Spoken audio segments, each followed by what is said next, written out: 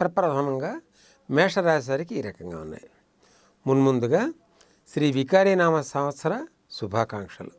మేషరాశి వారు శుభకరమైన సుఖకరమైనటువంటి ఈ సంవత్సరాన్ని అత్యంత అనుకూలంగా మార్చుకుని ఆనందకరమైనటువంటి జీవితాన్ని పొందగలరని చెప్పి ఆకాంక్షిస్తూ అపేక్షిస్తూ ఈ వార ఫలాలు తెలుసుకునే దానికి ప్రయత్నం చేద్దాం.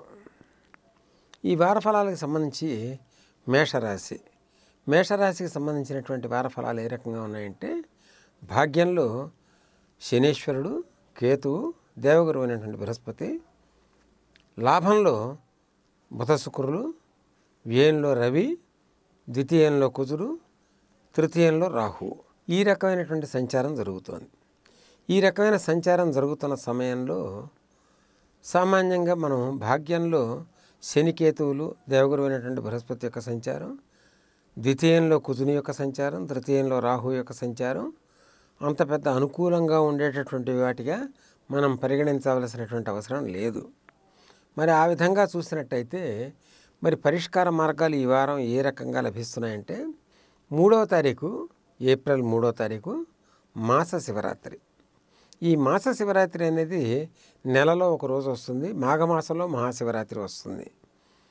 ఈ మాస శివరాత్రి రోజున తేనెతో కనుక అభిషేకం కనుక చేయించగలిగినట్టయితే, శివాభిషేకం, రుద్రాభిషేకం, ఆ రకంగా చేయించినటువంటి రుద్రాభిషేకం మేషరాశి వారికి అత్యంత అనుకూలమైనటువంటి ఫలితాలను అందించేదానికి అది దోహదపడుతుంది. 5వ తారీఖున అమావాస్య. మేషరాశి వారు అవకాశం ఉన్న మేర వరకు అమావాస్య రోజున శాఖదానం అంటే పెద్దల్ని స్మరించి శాఖదానం కానీ లేకంటే స్వయంపాక దానం కానీ ఇటువంటివి కనుక ఇవ్వగలిగినట్టయితే అది ఇటువంటి దానాలన్నీ కూడా ఏ రకమైనటువంటి దోషాలు ఉన్నా కూడా దోషాలని పోగొట్టగలిగే శక్తివంతమైనవి. కాబట్టి ఇచ్చేటటువంటి దానాలు సుస్పష్టమైనటువంటి దానాలుగా, అంటే చక్కటి వస్తువులనే దానంగా ఇస్తే బాగుంటుంది. మేషరాశి వారికి ఇది ఒక విశేషమైనటువంటి అవకాశం. 6వ తారీఖున నూతన సంవత్సర ప్రవేశం. ఈ నూతన సంవత్సర ప్రవేశం రోజున పంచాంగ శ్రవణం చేయటం, నింబ కుసుమ భక్షణ అంటే వేప పువ్వు, తర్వాత వచ్చి కొత్తగా అంటే నూతన సంవత్సరానికి సంబంధించినటువంటి ఉగాది పచ్చడి అంటూ ఉంటాం. ఆ ఉగాది పచ్చడిని భగవదారాధన ముందుగా స్వామివారికి సమర్పించి తదనంతరం కనుక ప్రసాదంగా స్వీకరించి ఆ రోజున పంచాంగ శ్రవణం చేసి ఆ రోజు నుంచి మొదలెట్టి ఒక నియమాన్ని ఏర్పరచుకోవాలి. మేషరాశి వారు ఒక సంవత్సర నియమాన్ని కనుక పాటించినట్టయితే ఈ సంవత్సర నియమంలో ఈ సంవత్సర పూర్తి కాలంలోనూ భాగ్యంలోనే శని సంచరిస్తూ ఉంటుంది. ఆ కారణం చేత ఒక నియమాన్ని కనుక ఏర్పాటు చేసుకుని ప్రతినిత్యం శివాలయ ప్రదక్షిణ లేదని ప్రతినిత్యం నవగ్రహ ప్రదక్షిణ ఇది చేస్తే కానీ ఇంకో పని చేసేదానికి లేదు అనే ఒక పట్టుదలతో కూడినటువంటి నియమాన్ని కనుక ఏర్పాటు చేసుకుంటే మేషరాశి వారికి స్వర్ణమయమైనటువంటి రోజుల కింద ఇవి పరిణమిస్తాయి. తద్వారా సుఖకరమైనటువంటి శాంతికరమైనటువంటి జీవితాన్ని వీళ్ళు పొందగలుగుతారు. మేషరాశి వారికి పట్టుదల ఉంది, సమయం అనుకూలించట్లేదు.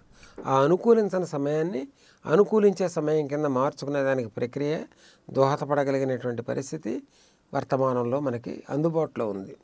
ఈ అందుబాటులో ఉన్న సమయాన్ని అనుసరించి ఒక నియమం పట్టుదలతో ఒక నియమాన్ని కనుక పెట్టుకుంటే ఈ సంవత్సర కాలంలో అనేక రకాలైనటువంటి అభివృద్ధులు తప్పనిసరిగా పొందగలిగే అవకాశం మేషరాశి వారికి ఉంది. వృషభ రాశి వారికి రాశి ఫలాలు ఈ రకంగా ఉన్నాయి. ముందుగా శ్రీ వికారీనామ సంవత్సర శుభాకాంక్షలు. వృషభ రాశికి సంబంధించినటువంటి ప్రేక్షకులందరూ కూడా సుఖకరమైనటువంటి శాంతికరమైన పుష్టికరమైనటువంటి జీవితాన్ని పొంది ఈ సంవత్సరం అమృతతుల్యంగా చేసుకునే దానికి వాళ్ళు ప్రయత్నపూర్వకంగా చేసుకున్నట్టయితే ఆనందమైనటువంటి జీవితాన్ని పొందగలుగుతారని చెప్పి ఆశిస్తూ వర్తమానంలో గ్రహస్థితికి సంబంధించినటువంటి విషయాలు.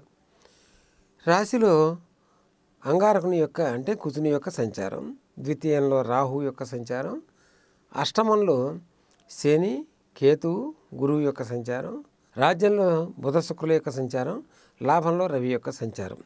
ఈ రకమైన సంచారంతో ఉన్నటువంటి పరిస్థితి. ఈ వృషభ రాశి వారికి తమకు తామే శత్రువులు అనే పరిస్థితి లోగడ కూడా చెప్పడం జరిగింది. ఇటువంటి పరిస్థితిని అధిగమించాలి అంటే కాస్త ప్రయత్నపూర్వకంగా చేసుకోవాల్సినటువంటి పరిస్థితే ఉంది. ఈ వారం లభ్యమయ్యేటటువంటిది 3వ తారీఖు మాస శివరాత్రి, 5వ తారీఖు అమావాస్య. ఈ 2 రోజులు కూడా విశేషమైనటువంటి రోజులు. ఈ వృషభ రాశి వారికి చాలా ఎక్కువగా అవకాశాన్ని ఇస్తున్నటువంటి సమయం ఇది. వృషభ రాశి వారు చేయవలసింది ఏమిటంటే తేనెతో కానీ, పంచదారతో కానీ, లేదంటే చెరుకు రసంతో కానీ శివాభిషేకం చేయించుకోగలగాలి మాస శివరాత్రి రోజున. ఆ రకంగా చేసినప్పుడు అనేక రకాలైనటువంటి దోషాల నుంచి బయటపడతారు. ఒకవేళ ఏ కారణం చేత వృషభ రాశి వారికి రోగగ్రస్తం అయ్యి శారీరక అస్వస్థత కనుక ఉన్నట్టయితే అపమృత్యు దోషానికి సంబంధించి నువ్వుల నూనెతో కనుక శివాభిషేకం కనుక చేయించుకోగలిగితే, శనేశ్వరుని యొక్క అభిషేకం కనుక ఆ ప్రతిమకి అభిషేకం కనుక చేయించుకోగలిగితే అపమృత్యు దోషం నుంచి బయటపడిపోయే అవకాశాలు వృషభ రాశి వారికి పుష్కలంగా ఇప్పుడు అవకాశం ఉంది. వృషభ రాశి వారు మరొక చిన్న ప్రక్రియ కూడా చేసుకోగలిగితే బాగుంటుంది. అమావాస్య రోజున దానాలు, అమావాస్య రోజున వస్త్రదానం, షోడశ దానాలు, ఇటువంటి దానాలు కనుక ఇవ్వగలిగినట్టయితే ఈ వృషభ రాశికి సంబంధించినటువంటి అష్టమ శని సంచారంతో ఉన్నటువంటి దోషాలు కానీ, రాశిలో కుజుడుకు సంబంధించినటువంటి సంచారం సంబంధించిన దోషాలు కానీ, ద్వితీయంలో రాహువుకు సంబంధించినటువంటి దోషాలు కానీ, ఇవి కాస్త కొంత వాటి యొక్క ప్రభావాన్ని తగ్గి సుఖకరమైనటువంటి జీవితానికి అవి దోహదపడతాయి. ఈ వికారినామ సంవత్సరం, రాబోయే శ్రీ వికారినామ సంవత్సరం మనకు ఆనందంగా మలుచుకోవాలంటే తప్పనిసరిగా వృషభ రాశి వారు కొంత వారి యొక్క మానసిక పరిస్థితిని, శారీరక పరిస్థితిని మలుచుకొని ప్రయత్నపూర్వకంగా కనుక కొంచెం చిన్న చిన్న ప్రక్రియలను కనుక అవలంబించగలిగితే వారికి అది ఆనందకరంగా పరిణమించేదానికి తప్పనిసరిగా ఒక భగవంతుడు ఇచ్చినటువంటి వరం కింద మనం భావించాల్సిన పరిస్థితి. మిథున రాశి వారికి ఫలితాలు. ముందుగా శ్రీ వికారినామ సంవత్సర శుభాకాంక్షలు. మిథున రాశి వారికి రాశిలో రాహు యొక్క సంచారం, సప్తమంలో శనేశ్వరుడు, కేతువు, దేవగురు అయినటువంటి బృహస్పతి యొక్క సంచారం, వ్యయంలో కుజుని యొక్క సంచారం, భాగ్యంలో బుధ శుక్రులు, రాజ్యంలో రవి యొక్క సంచారం. మిథున రాశి వారికి ఒక రకంగా చూసినట్టయితే ఈ రాబోయే వికారినామ సంవత్సరం కొంతవరకు ఉపయోగకరంగానే ఉంటుంది. ఈ రకమైనటువంటి సంచారం జరుగుతున్న సమయంలో ఇంకా ఎక్కువ లాభాలు పొందాలి అని చెప్పి అపేక్షించే మిథున రాశి వారికి చిన్న చిన్న ప్రక్రియలు, చిన్న చిన్న చిట్కాలు. అవి ఏమిటంటే కస్తూరి జలంతో మిథున రాశి వారికి రాబోయే ఎలక్షన్స్లో నుంచునే అవకాశాలు చాలా ఎక్కువగా ఉన్నాయి కాబట్టి ఈ ఎలక్షన్స్లో నుంచున్నటువంటి వారు కస్తూరి జలంతో రుద్రాభిషేకం మాస శివరాత్రి రోజున 3వ తారీఖున, ఇది అనుకోకుండా మనకు లభించినటువంటి పుణ్యకాలం, అనుకోకుండా లభించినటువంటి ఒక వరం. ఈ సమయం ఏమంటే ఎలక్షన్స్ సమయం. ఒక మనకి జీవన మరణ సమస్యలో ఉన్నటువంటి వాళ్ళు, అంటే రాజకీయంగా ఒక గొప్ప స్థితికి వెళ్ళాలి అని అనుకున్నటువంటి వాళ్ళకి ఇదొక వరం.